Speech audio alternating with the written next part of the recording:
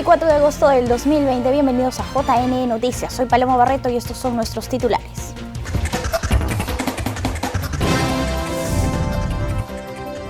Ejecutivo oficializó normas transitorias que regirán en las elecciones generales del 2021.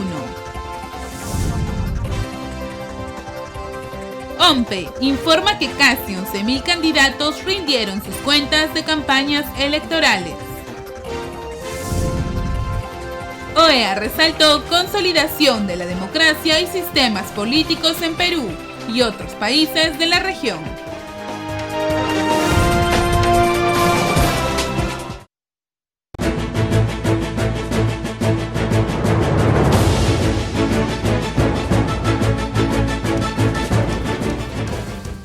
Bien amigos, rápidamente vamos con nuestras notas electorales. Ahora les contamos que el Ejecutivo Nacional oficializó las normas transitorias a regir en las elecciones generales del 2021. En la siguiente nota conozca cuáles son las modificaciones que se realizaron a la Ley Orgánica de Elecciones. El gobierno promulgó la Ley 31038, que fija normas transitorias en la legislación electoral con miras a las elecciones generales del 2021 en el marco de la emergencia nacional sanitaria.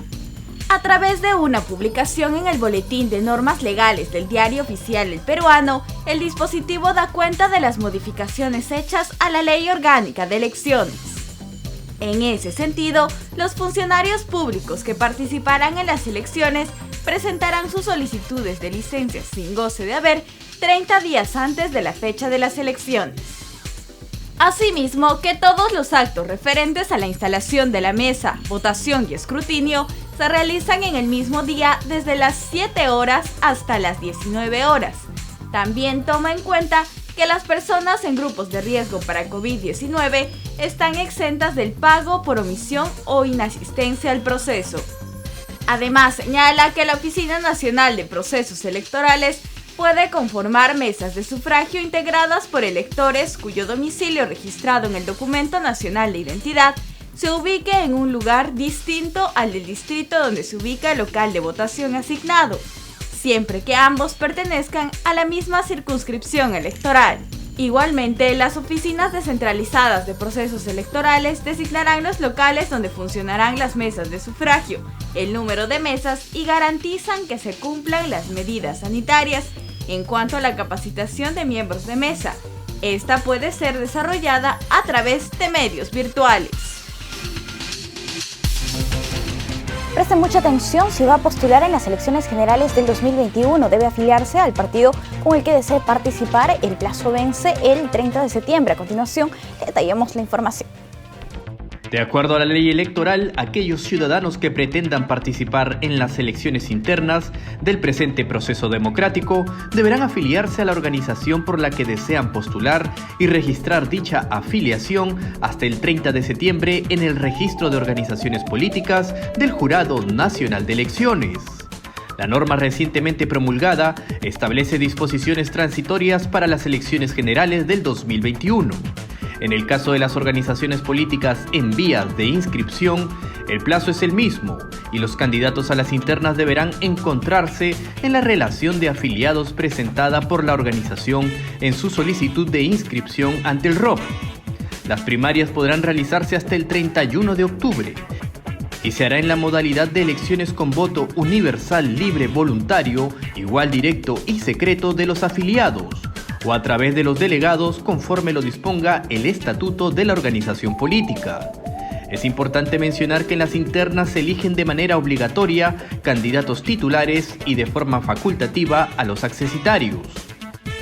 Es responsabilidad de los organismos electorales participar en este proceso interno y garantizar en el ámbito de sus funciones todas las medidas de control y de seguridad sanitarias establecidas en el protocolo que para tal efecto determinen en coordinación con el Ministerio de Salud. La ministra de Justicia y Derechos Humanos, Ana Neira, resaltó que las normas transitorias permitirán tener las reglas claras que regirán los comicios del próximo año. Las normas transitorias promulgadas por el Poder Ejecutivo permitirán contar con las reglas claras en las elecciones generales del 2021, que se desarrollarán en medio de la lucha contra el coronavirus, afirmó la ministra de Justicia y Derechos Humanos, Ana Neira. La ministra indicó que como gobierno es importante tener la claridad de que el próximo año habrán elecciones que permitirán la alternancia de poder en julio, por lo que es necesario contar con las reglas claras. Por ello, saludó el trabajo del Congreso, que desde la Comisión de Constitución logró aprobar las reglas que regirán el próximo año en una elección atípica por la pandemia. Por otro lado, Neira consideró que el financiamiento de partidos es una reforma necesaria teniendo en cuenta que el referéndum del 2018 establecía la prohibición de contratar propaganda electoral en radio y televisión, pero que era necesario fijar las reglas. Además, aseguró que esta reforma permitirá evitar casos de corrupción, como los ocurridos en campañas electorales recientes, por lo que es necesario disponer de herramientas para luchar contra este flagelo.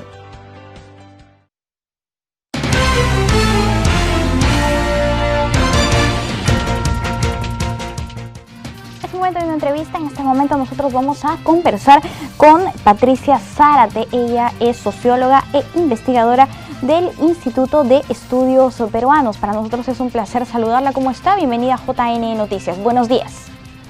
Buenos días, muchas gracias por la invitación, un gusto estar con ustedes. Bien, para que nos comente por favor qué se trata este barómetro de las Américas sobre la democracia, esta importante investigación que se ha hecho en América Latina. Bueno, para empezar muy cortito, el barómetro de las Américas es el proyecto principal que tiene el proyecto de opinión pública en América Latina, la POP, en el continente. Se entrevista a ciudadanos mayores de edad, mayores de 18 años, salvo en algunos países donde la mayoría de edad es un poco menor, pero en general son ciudadanos en edad de votar. Se hace en América Latina, pero también en Canadá y Estados Unidos, así que se tiene una visión de todo el continente.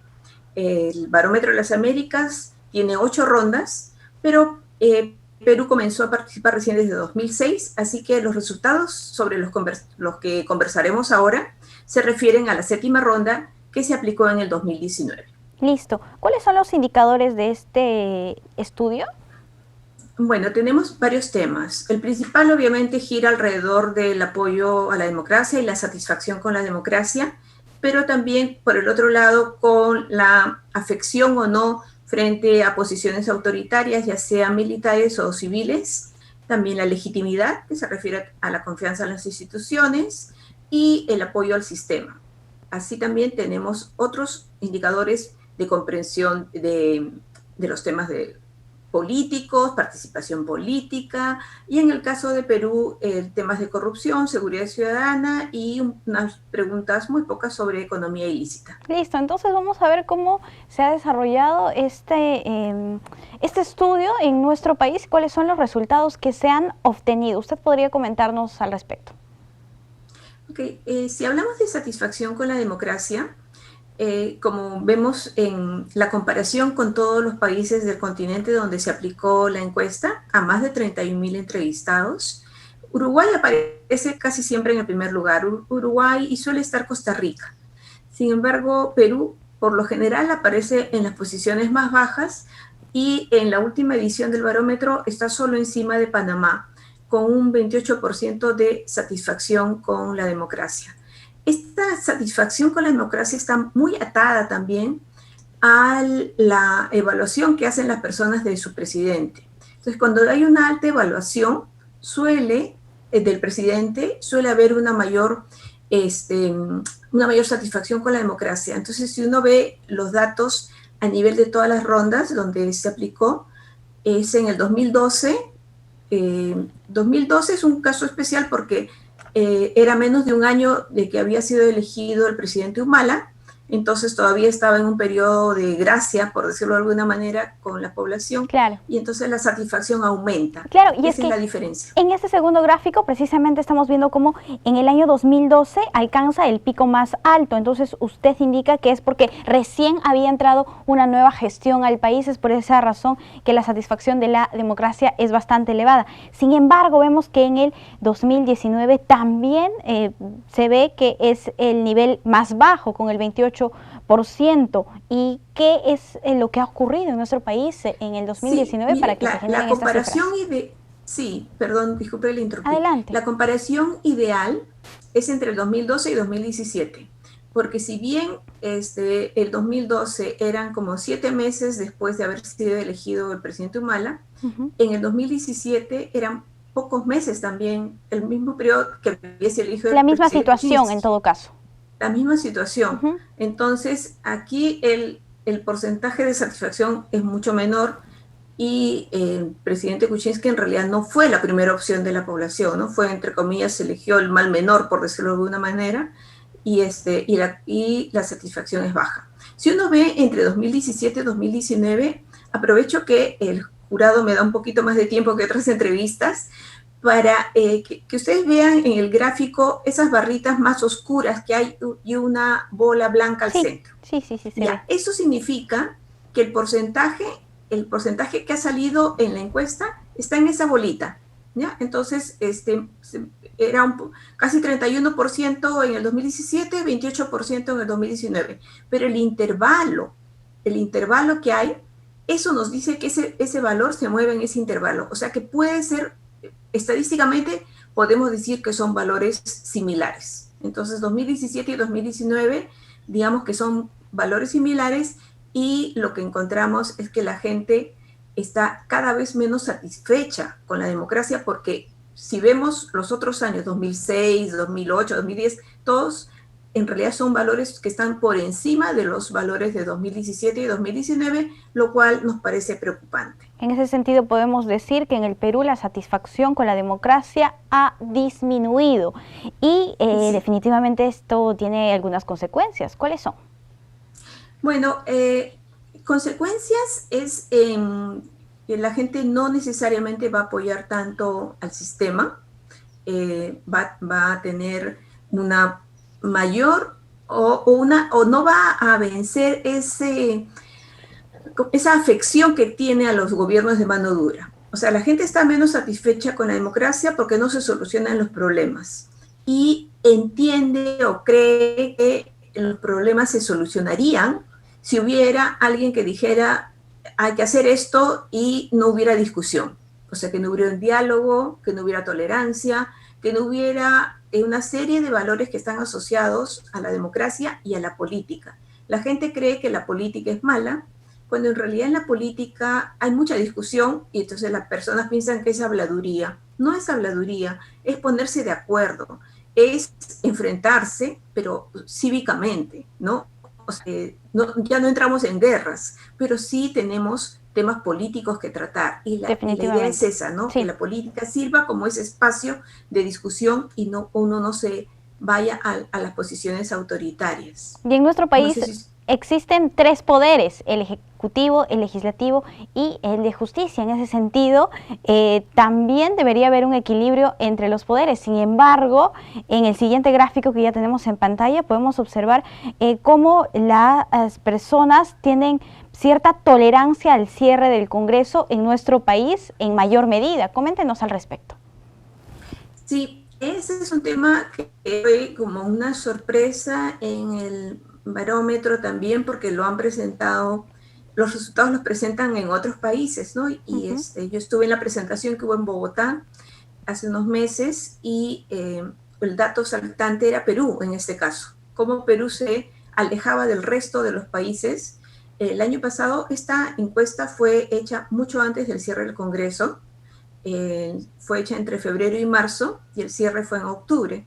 Entonces ya desde antes había un tema fuerte con el tema congresal, y si usted ve Perú redondeando los porcentajes, justificaría un cierre del Congreso un 59% de los peruanos, y en México eso llega, este siguiente país llega a 28%, o sea que hay una diferencia muy grande de 30 puntos porcentuales entre el primero y el segundo. O sea, Perú se dispara y también, no sé si lo va a mostrar a lo largo de los años, ¿no? Claro que sí, lo estamos viendo en este momento.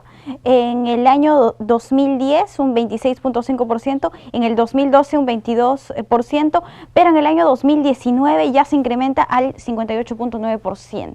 ¿Qué pasó en nuestro país? ¿Por qué este cambio? Yo creo que ha habido y si usted ve también el 2017 ya había empezado a subir bastante con respecto al año anterior, ¿no? Que era un 27%, y el 2017 era 38% redondeando, y el 2019 59%. Entonces ya en ese tiempo teníamos este problema de que tenemos, eso sucede también cuando un presidente en parte no dialoga o parte no busca acuerdos políticos en el Congreso, pero además tenía al grupo opositor que era mayoría en el Congreso, ¿no? Su bancada, la bancada del presidente de ese momento, en el 2017, no era fuerte. Y en el 2019 ni siquiera podemos decir que el presidente Vizcarra tenía bancada propia, ¿no? Entonces, eso influye en esta pugna que había entre el Congreso y entre el Ejecutivo, que los ciudadanos lo vivíamos día a día, ¿no?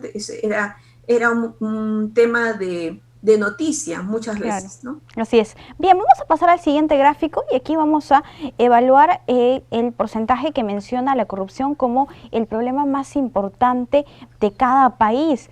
Y en nuestro país también estamos en el primer lugar. ¿Qué es lo que ocurre aquí? A ver, esta pregunta a mí me parece bien interesante porque creo que es de las pocas preguntas que uno le hace al encuestado de manera espontánea, que no le ofrece opciones. Entonces, al no ofrecerle opciones, lo primero que se le viene a la cabeza es lo que es más natural para él, lo que él está entendiendo, él o ella está entendiendo como el problema más grave que está enfrentando el país, que esa es la pregunta.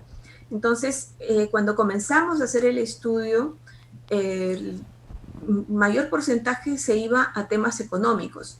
Temas económicos, el problema era crisis económica, pobreza, falta de empleo, en fin, todo lo hemos categorizado como problemas de la economía, y en el 2006 era 71%. Ya esto va disminuyendo como problema, sigue siendo el principal problema de la economía hasta el 2012, pero en el 2014 lo que aparece de manera muy fuerte es la inseguridad. Y cuando en el 2017 hicimos la encuesta, ya se había hablado, ya estaba al descubierto toda la trama del Lavallato, y entonces ahí ya la corrupción gana mucha importancia. Es el segundo problema, pero muy de cerca con la seguridad, ¿no? Seguridad era 30%, corrupción 27%.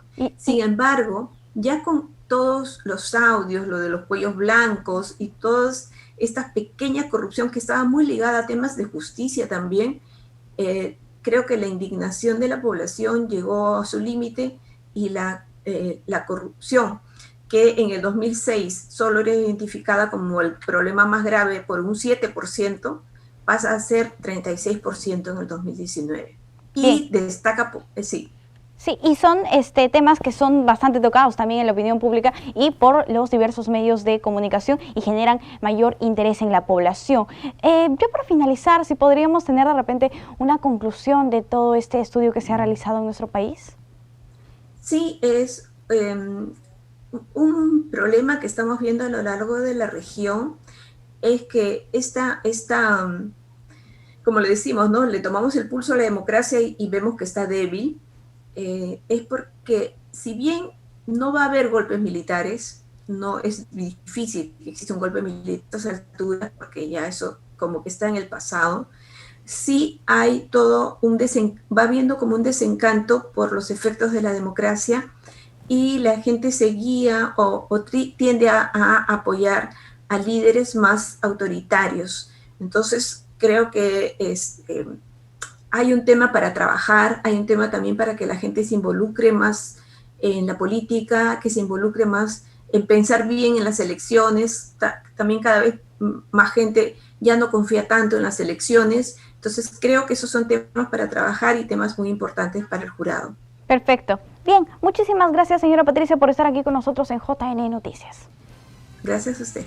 Bien, amigos, vamos a hacer una brevísima pausa. Al volver, más información para ustedes.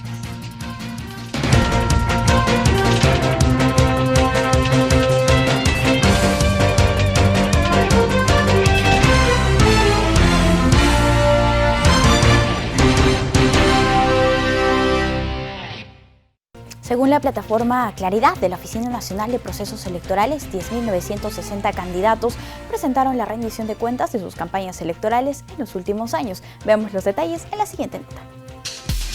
La Oficina Nacional de Procesos Electorales informó que en los últimos años 10.960 candidatos presentaron la documentación donde sustentan sus ingresos y gastos de campaña. El nivel de cumplimiento en la rendición de cuentas llegó al 73,55%, dado que participaron 14.901 candidatos en las últimas elecciones regionales y municipales a nivel nacional.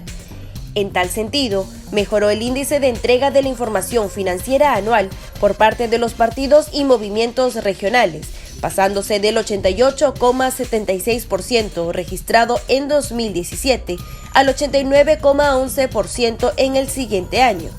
Dichos datos se pueden observar en la plataforma Claridad, la cual está a disposición del público a través del sitio web del organismo electoral y ofrece una amplia gama estadística, garantizando el acceso a la información pública que promueve la institución. En esta línea, el jefe de la OMPE, Manuel Cox, indicó que el aplicativo Claridad contribuye con el fortalecimiento de los partidos y la lucha contra la corrupción. Con el propósito de brindar todas las facilidades a las personas con discapacidad en los próximos comicios generales, CONADIS actualiza su registro que próximamente será compartido con OMPE. Un promedio de 232.000 personas con discapacidad que participarán en los próximos comicios generales 2021 están identificadas por el CONADIS, cifra que representa solo el 8% del total de personas con discapacidad en el Perú. Con miras a las elecciones generales 2021, la Oficina Nacional de Procesos Electorales y CONADIS han sostenido reuniones con la intención de coordinar acciones para brindar las facilidades a las personas que sufren de discapacidad el día del sufragio. En ese sentido, es importante que el padrón esté actualizado.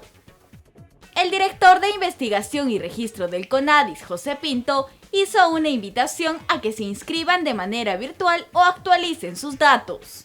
Hagan uso del derecho que tienen, por un lado, a acreditar su discapacidad solicitando su certificado de discapacidad de los establecimientos de salud donde se atiendan, pero por otro lado también para que puedan inscribirse en el Registro Nacional de la Persona con Discapacidad.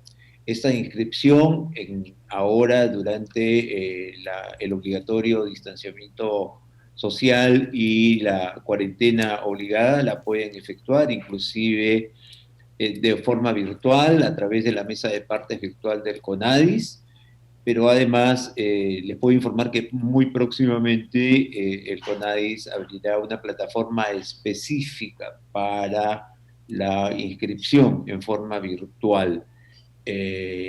Y otro mensaje complementario es para aquellas personas que ya están inscritas en el CONADIS puedan actualizar también su inscripción.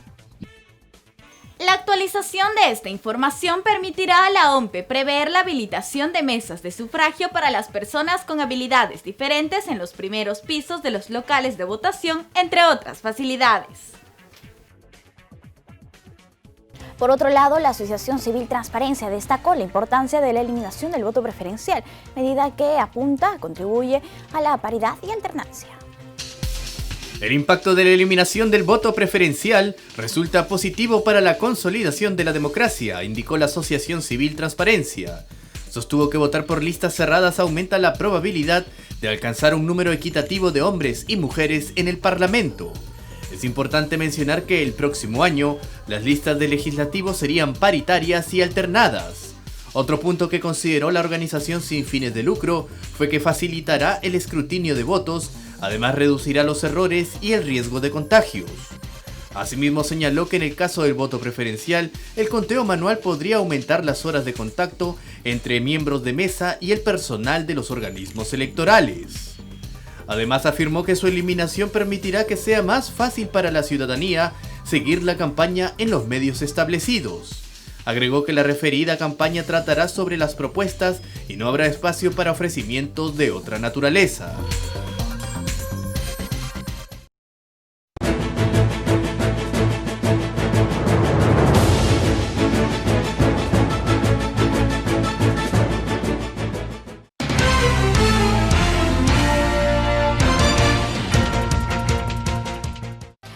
Ahora vamos a conversar sobre el Congreso de la República, este ente que tiene la función de representar, legislar y fiscalizar. Precisamente, recientemente se ha restablecido la semana de representación.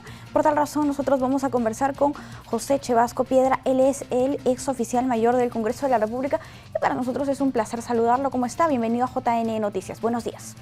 ¿Cómo está, señorita? Buenos días. Buenos días, por favor, para que nos comente qué significa esta semana de representación y por qué es importante en nuestro país. Bueno, es una semana por la cual los parlamentarios dejan de realizar actividades en la sede central del Congreso para retornar a sus distritos electorales y tener contacto con la población, recibir demandas, realizar reuniones, digamos de esa manera, reuniones con las personas a quien representan, ¿no? Para poder sobre todo escucharlos y que esas conversaciones, esas demandas que ellos realizan a sus representantes sean luego activadas en el Parlamento durante las otras 3 semanas que ya están en la sede del Congreso, ¿no? ¿Cada cuánto tiempo se realiza la semana de la representación? Se realiza una semana por mes. Una semana. Cada mes, en todo caso, los congresistas tendrían que viajar y tener contacto con la población que los eligió finalmente, ¿no? Claro, un contacto físico sobre todo, ¿no? Porque sí. Ahora con las aplicaciones que tenemos por el internet, los contactos también pueden realizarse en forma virtual, ¿no? Pero lo importante creo aquí, si me permites, es quizá que cuando se habla de semana de representación, el público puede pensar que solamente en esa semana el congresista los representa, ¿no? Cuando en realidad todas las actividades están ligadas a la función de representación. El hacer leyes es sobre la base de la representación, el controlar, el fiscalizar, son parte de las funciones de representación. Lo que pasa es que en esta semana, en forma exclusiva, el parlamentario tiene que tener un contacto directo con los miembros o ciudadanos de su distrito electoral. Ese contacto que debe tener y esta semana de representación implica un tema logístico y también implica gastos. Si usted de repente nos podría hablar de cómo es el tema económico, cuánto se le otorga a cada congresista y en general a los 130 congresistas para que puedan finalmente cumplir con esta función. Para esta semana se les da en contante y sonante 2.000 soles, los cuales deben ser justificados luego con boletas y facturas. ¿Para qué les dan los 2.000 soles?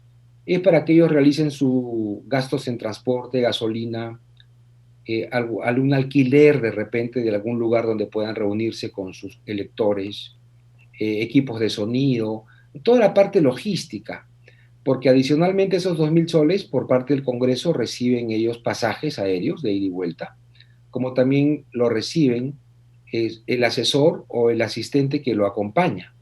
Tiene también derecho a un pasaje de ida y vuelta y los viáticos pertinentes, ¿no? Bien, este gasto tiene que estar debidamente justificado en todo caso. Sí, podemos ahora entrar un poco en el contexto que estamos viviendo actualmente porque la semana de representación fue suspendida debido al estado de emergencia nacional y la inmovilización social obligatoria. Entonces, para contener el avance de la pandemia, de repente también, y para salvaguardar la integridad de los congresistas, no se ha tenido todo este tiempo el tema de la semana de la representación. Sin embargo, ¿qué opina usted de que ya se haya retomado? ¿Es pertinente, es adecuado en este contexto de pandemia y contagios? Mira, en realidad tu pregunta es muy amplia, ¿no? O sea, y ante una pregunta amplia también se merece una respuesta amplia. Sin embargo, el Congreso creo que lo que busca ahora es nuevamente retornar o encontrar un espacio ante esta pandemia, ¿no? Y quizá guardando las normas de bioseguridad, estas reuniones puedan realizarse sin ningún tipo de riesgo. Ahora, el riesgo siempre va a existir. No sabemos cómo podrá actuar la población. Tenemos poblaciones mucho más contagiadas que otras, y las demandas también que se van a realizar, pues esto genera una expectativa del ciudadano cuando el parlamentario va a visitar su localidad, ¿no? Ahora, es conveniente también pensar en cómo se hayan organizado. Ignoramos cómo se han organizado, porque hay parlamentarios, por ejemplo, hay regiones donde hay 4 representantes, en otras 3 representantes, y tenemos una localidad en la selva que tiene solo un representante. Entonces, es importante saber cuál es la manera en que ellos van a organizarse para evitar este tipo de contagios, ¿no? Que hay un riesgo, es un riesgo. Que la vida debe continuar y junto con sus actividades económicas y políticas también es verdad. Pero dependerá de cada quien cómo se cuide para evitar contagiar y ser contagiados, ¿no? Claro, y también qué tan pertinente es que ciertos congresistas acudan a las regiones que tienen cuarentena focalizada, porque la situación ahí es mucho más grave, y cómo se tramitan, digamos, los vuelos, porque hay aeropuertos que no están teniendo vuelos comerciales en este momento. Entonces, ¿cómo se hace esa gestión? Por eso, es importante, y esta es una falencia que tenemos en el sistema político parlamentario actual, ¿no? Por un lado, hay un enfrentamiento, si se quiere, ¿no? Los políticos no saben usar bien las plataformas virtuales, y por otro lado, los ciudadanos no saben qué es lo que pueden hacer los políticos. O sea que mientras la población no conozca también cuál es el funcionamiento, por ejemplo, de este tipo de actividades parlamentarias, y mientras los parlamentarios no conozcan usar toda la potencialidad que tiene la conectividad con el Internet, vamos a sufrir de estos riesgos, ¿no? Quizás hubiera sido pertinente que durante estos meses en los cuales estuvo suspendida la semana de representación, los parlamentarios hubieran sido capacitados para usar realmente la conectividad y evitar este tipo de riesgos, ¿no? No sabemos cuál va a ser el desenlace de todo esto. Sin embargo, espero que pues, el desenlace sea pues, positivo para ambas partes y que esto no genere una mayor cantidad de contagios, porque no solamente viaja el congresista, viaja también personas que trabajan con ellos. El equipo, los asesores. Todo el equipo de asesores y estas cosas. Y también en la localidad donde ellos se desplieguen, van a haber también otro tipo de personas. Entonces, quizás hubiera sido conveniente hacer una semana de representación de una manera mucho más escalonada, yendo a lugares donde no hay focos grandes de contagios, establecido una especie de pilotos también, ¿no? Para poder hacer las reuniones virtuales desde Lima con sus representados. Creo que ante épocas difíciles como las que vivimos, las respuestas de los políticos también tienen que estar a ese nivel. Volver a una actividad dentro de una normalidad que no es lo normal en estas épocas, podría generar también ciertos riesgos y esperemos pues que estos sean minimizados, ¿no? Claro, ¿y a qué temas, a qué aspectos tendrían que darle prioridad, digamos, los congresistas que vayan a sus regiones, a los temas de salud, de los hospitales, de la falta de oxígeno de repente? Sí, claro, esa es la agenda del día para todos nosotros. Hoy las prioridades políticas y las prioridades de todos los ciudadanos en nuestro país y en el mundo, ¿no? Han cambiado. La salud es lo primero que aparece en las agendas de cada uno de nosotros. Y entiendo que esos son los temas que podrían ellos tratar en esta semana de representación, recibir las demandas, poder revisar también cómo están los hospitales, toda la infraestructura de la salud. Y lo importante, además de poder recibir esas demandas y poder ejercer un tipo de control o fiscalización de estas instalaciones, lo importante va a ser cómo procesen esas demandas que recojan durante sus 3 semanas que van a permanecer en Lima. Porque nada nos sirve generar expectativas en la ciudadanía, recoger demandas en forma permanente, poder evaluar el funcionamiento de la infraestructura de la salud, si es que estas no pueden ser adecuadamente procesadas en el Parlamento. Estaríamos hablando de resultados en todo caso. Por otro lado, señor José, hay un tema que hemos visto en las noticias y ciertos congresistas están diciendo que van a renunciar, incluso ya han mandado un documento al Congreso de renuncia a este apoyo logístico de representación. ¿Es posible? ¿Se puede renunciar a este tipo de bonos? Mire, este es un debate que ya tiene mucho tiempo en el Parlamento, ¿no? Han habido propuestas, por ejemplo, para que el bono del gasto de representación solamente sean recibidos por los parlamentarios de provincia. La norma es una norma aprobada para los 130 porque no distingue estas cosas. Que ellos puedan renunciar a ello, pueden hacerlo. Pero lo importante es establecer una política dentro del Parlamento, ¿no? No se trata de acciones individuales, porque este debate es repetitivo. Este es un debate que ya tiene pues muchísimos años y cada vez que el debate se presenta ante la opinión pública, se desgasta más la institución parlamentaria. Entonces yo creo que el Congreso tiene que aprobar normas que eviten estos temas que desgastan la imagen del Congreso. Una norma, por ejemplo, que los de Lima no reciban. La otra norma complementaria puede ser que quien gasta menos son las personas que están en la costa, en Ica, por ejemplo. Y los que gastan más son los que están en Amazonas, en Loreto, por ejemplo. Entonces, otorgar dinero de acuerdo a las características del lugar al que van. No podemos establecer una política uniforme única, porque el Perú no es uniforme ni único. Efectivamente. El Perú son varios Perús. Hay gente en la selva, por ejemplo, y discúlpame que me explaye un poquito más. Adelante. Que gastan más de los 2.000 soles. Porque hay lugares en los cuales en la selva tienen que ir a visitar, por ejemplo, a algunas tribus, porque el Perú tiene tribus todavía. Y para eso usan transporte como el peque, o esos transportes marítimos en el cual no dan ninguna factura, no dan ningún tipo de recibo. Entonces, esa persona que viaja hasta Loreto, toda la parte de Amazonas, tiene un gasto distinto del que viaja, por ejemplo, a Trujillo o a Ica, en transporte terrestre y no aéreo. Así es, hay que evaluar entonces esas características. Señor José, sí, muy puntualmente, estos congresistas que han presentado ya esta renuncia al bono, ¿podrán o no podrán renunciar a este bono? Sí pueden renunciar, señorita. Listo. Claro que sí lo pueden hacer.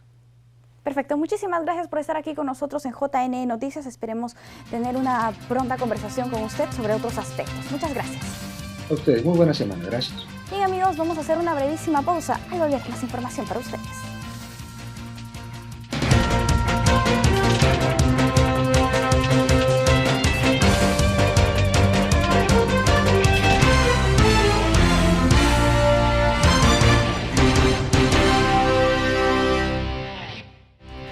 Luis Almagro, secretario general de la OEA, resaltó la importancia de la consolidación de la democracia y los sistemas políticos de los países latinoamericanos. No se invierte ni nacional ni internacionalmente si no existe certeza jurídica, si no hay un sistema político estable y si no hay condiciones de respeto básico a las leyes de la economía. Esos son puntos esenciales sobre los que tenemos que afirmarnos. Estas fueron las palabras de Luis Almagro, secretario general de la Organización de Estados Americanos, quien señaló la necesidad de fortalecer nuestras instituciones para evitar que la crisis por el nuevo coronavirus nos afecte drásticamente. Esa nueva normalidad que pretendemos después de la pandemia tiene que ver con, obviamente, mejores instancias de coordinación. Y el trabajo multilateral debe arrimar para ese lado. Primero porque va a ser absolutamente necesario, va a ser imprescindible por las condiciones en las que vamos a salir de esta pandemia. Vamos a salir más pobres todos, más endeudados todos, con condiciones financieras mucho más complejas y con necesidades mucho más extremas. Indicó además que es necesario que Latinoamérica apueste por dar un salto en la innovación, ya que hemos visto pasar diversos cambios sin sumarnos a ellos a lo largo de nuestra historia, refirió. Si Latinoamérica sigue en segundo o tercer plano, va a ser muy difícil. Si Latinoamérica no tiene la capacidad de reengancharse de alguna vez en alguna nueva revolución industrial y tecnológica va a ser muy difícil para Latinoamérica. La crisis solo se puede enfrentar con democracia, atendiendo a las necesidades de la gente y garantizando que en el mundo post-coronavirus todos tengan acceso a más derechos y equidad, resaltó Almagro. Cambiando el tono de la información, al menos 13 personas fallecieron asfixiadas en un operativo policial para desalojar una discoteca en el distrito de Los Olivos. Las autoridades del gobierno piden una ejemplar sanción para los organizadores del evento. El presidente Martín Vizcarra exigió la máxima sanción para los responsables de la muerte de los 13 jóvenes que estaban reunidos en la discoteca Tomás Restobar en Los Olivos en la noche del último sábado, pese al estado de emergencia. Pedimos una rigurosa investigación al Ministerio Público, una sanción ejemplar para los propietarios y los que han organizado este tipo de eventos. Y que lamentablemente no es el único. Hay muchos eventos de este tipo que se realizan en Lima y a nivel nacional. El alcalde de Los Olivos reconoció que existe culpabilidad de varios sectores, sin embargo indicó que el personal de serenazgo del distrito está diezmado debido a la pandemia. Pero un responsable automático es el organizador, pero también somos corresponsables, las personas que acudimos y que no incorporamos hasta la fecha en nuestro ADN el cumplimiento de las normas, el cumplimiento de las disposiciones, de los reglamentos y de las leyes. Para la ministra de la Mujer, Rosario Sacieta, los empresarios del local merecen la máxima sanción, la misma que podría ir de 20 a 35 años de cárcel. Y esta irresponsabilidad por parte de estos empresarios que realmente han ocasionado para mí un homicidio culposo o doloso, porque lo que querían ellos era tener lucro. Abrieron para ganar dinero y el costo ha sido la muerte de estos muchachos. De acuerdo con el Ministerio del Interior, la tragedia se desencadenó después de que personal del Escuadrón Verde de la policía interviniera el local con 120 personas. Según comunicaron, no emplearon ningún tipo de arma. Las autoridades confirmaron que 15 de las 23 personas detenidas que estaban en el evento dieron positivo a las pruebas rápidas de COVID-19 que les tomó el gobierno. Vamos con otra información. Auditores juveniles de la Contraloría realizan veedurías virtuales a Estrategia Aprendo en Casa. Se trata de un programa que convoca a todos los estudiantes de secundaria del país para aportar mejoras al servicio educativo. En el marco de la emergencia sanitaria, estudiantes de secundaria de las instituciones públicas del país y que forman parte del programa Auditores Juveniles de la Contraloría ya se encuentran realizando veedurías escolares a la estrategia Aprendo en Casa del Minedu. La acción se realiza de forma virtual a fin de cuidar los recursos públicos, reportar deficiencias y plantear mejoras al programa.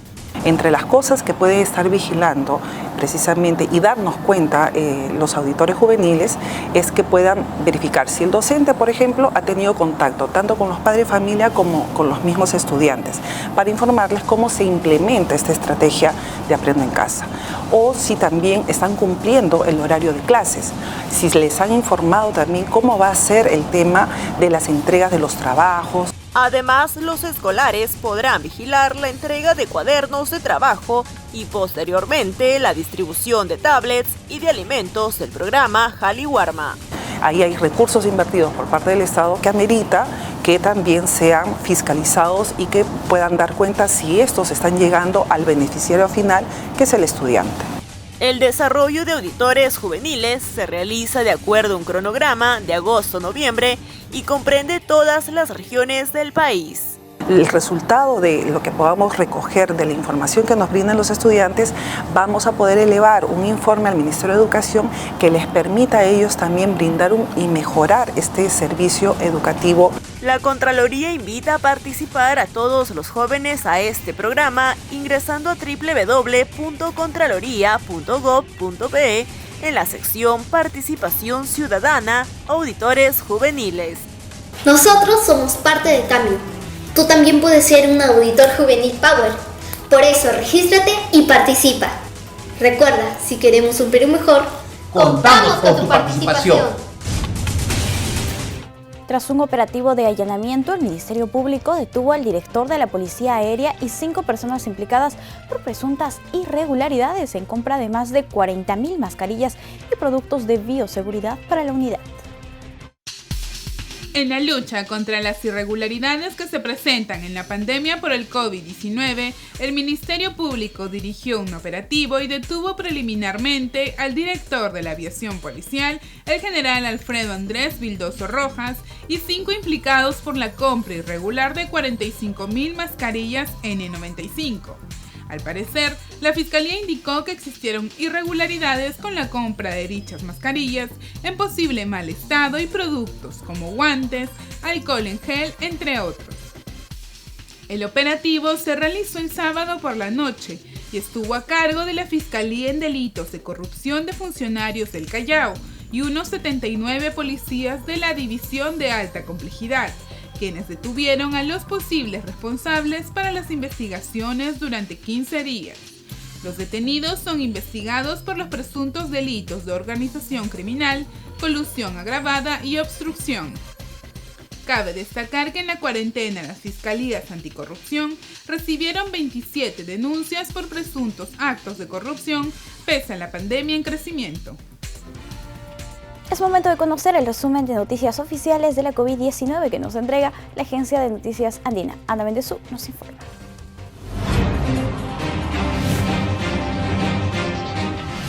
Bienvenidos. Desde la Agencia Noticias Andina esta es la información oficial sobre el coronavirus y el estado de emergencia en nuestro país.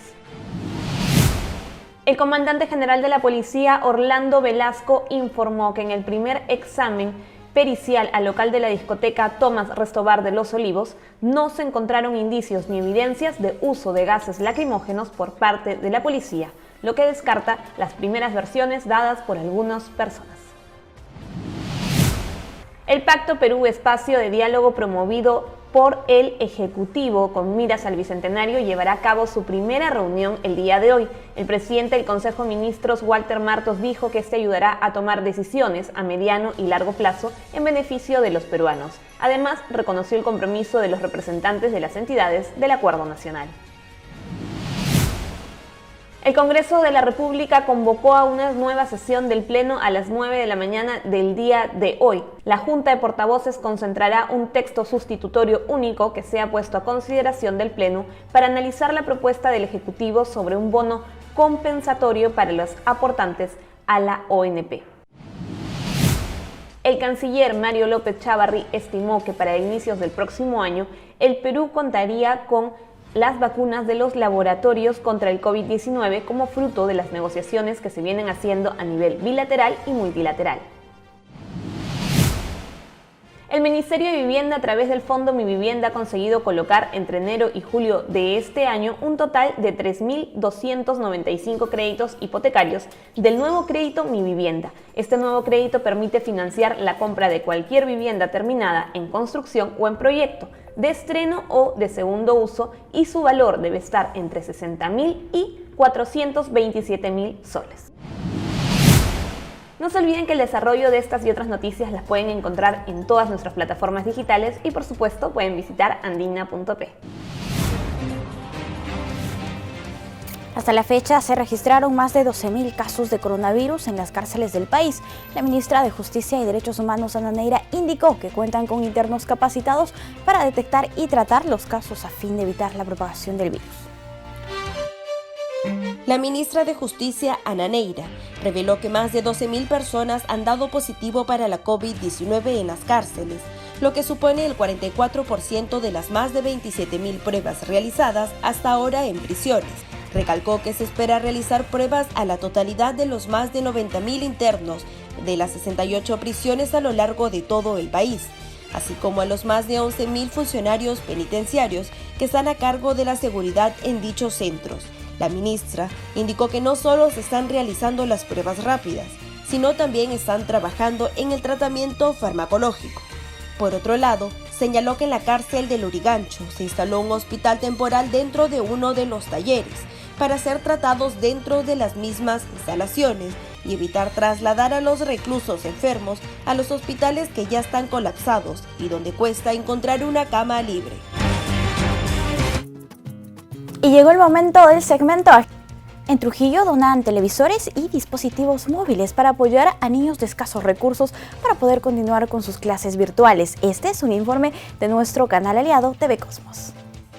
Con el propósito de apoyar a los estudiantes de la institución educativa José Carlos Mariate y del Distrito del Porvenir que sus familias no cuentan con medios económicos para adquirir equipos móviles, a fin de recibir sus clases virtuales, el director Álvaro Sánchez inició una campaña de recolección de donación de televisores, celulares y tablets.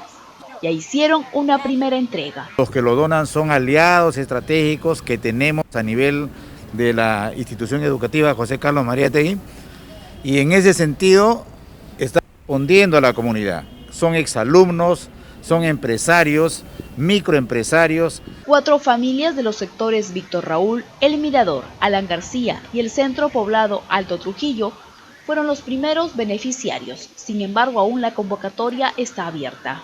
Todo aquel porvenireño, exalumnos, muchos de los que están en el extranjero, que se unan a esta campaña. Esta campaña será de beneficio exclusivo para nuestros estudiantes mariateguistas. Pueden poner al contacto con el director de la institución educativa José Carlos Mariátegui al celular 94 49 17 770, Álvaro Sánchez Anticona.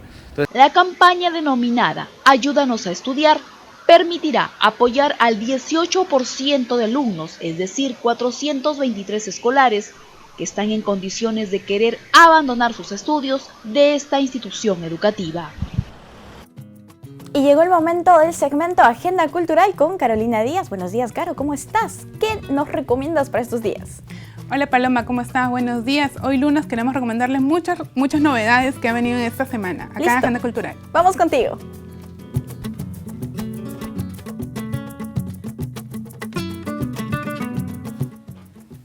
Comenzamos. Hoy lunes queremos contarles que el Festival Internacional de Cajón y Percusión Rafael Santa Cruz presentará este 27 de agosto a las 7:30 de la noche el documental La leyenda en ruta Los Muñequitos de Matanzas, que narra la historia de una de las agrupaciones de rumba más aclamadas en todos los tiempos. Desde hace más de 60 años es la mayor agrupación rumbera cubana que seduce con sus tambores, sus cantantes, bailarines y su arte en general, y lo podrán disfrutar en la página oficial del Facebook del Festival Internacional de Cajón y Percusión Rafael Santa Cruz. Será una transmisión en vivo de la mano de un documental muy interesante que nos acerca a la música, haciéndonos viajar a Cuba con sus canciones. Por otro lado, también queremos informarles que el documental Salir de aquí será estrenado hoy oficialmente en el Festival de Cine de Málaga en España. Este documental fue escrito y dirigido por los peruanos Paolo Aguilar y Daniel Vidal, en conjunto también con los españoles Juan Manuel Ruiz y Alejandro Pérez Castellanos. Este documental reflexiona sobre la memoria, su construcción audiovisual y sus límites técnicos y éticos. El Festival de Málaga, como sabemos, es una muestra cinematográfica que se celebra cada año y premia los mejores largometrajes, cortometrajes y documentales del cine español. En este caso estará ahí Salir de aquí, en representación del Perú como un documental peruano-español. Estas fueron las recomendaciones aquí en Agenda Cultural. Nos vemos el miércoles.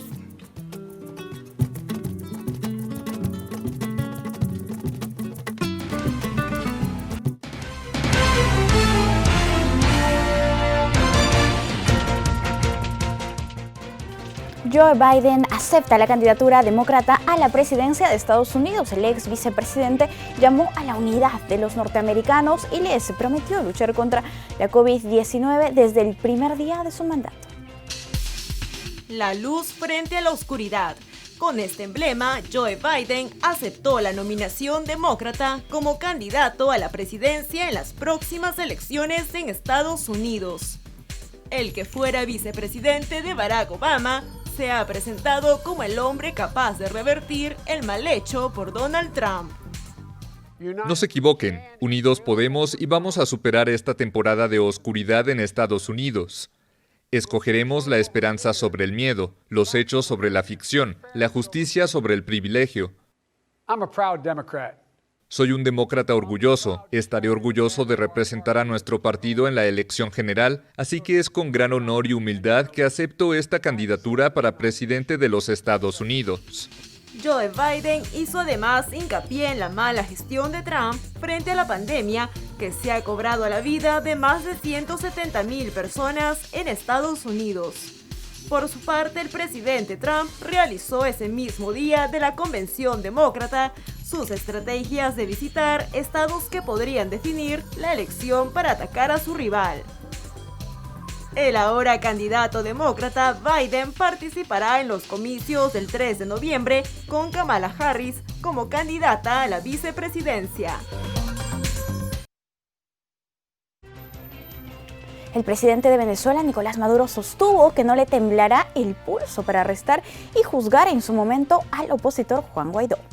La Unión Europea que se vaya largo. El presidente de Venezuela, Nicolás Maduro, afirmó que no le temblará el pulso para arrestar al jefe de la Asamblea Nacional, Juan Guaidó, y cumplir las órdenes del Poder Judicial y del Ministerio Público. Estas declaraciones las formuló tras ser preguntado las razones por las cuales no habían detenido a Guaidó, pese a que varios países lo reconocen como el presidente interino de Venezuela y no a él. Mr. President, please take this message back to your government. A lo que el mandatario sostuvo que el tiempo de Dios es perfecto y que esperará el tiempo necesario. Cabe recordar que Guaidó se proclamó presidente encargado de Venezuela el 23 de enero del 2019 y tiene múltiples procesos en contra por jueces del régimen de Maduro. Sin embargo, hasta el momento el líder opositor de 37 años no ha sido detenido por estas causas. Cabe recordar que el mandato de Guaidó en el Parlamento terminaría en enero de 2021. Esto luego de las elecciones parlamentarias del próximo 6 de diciembre.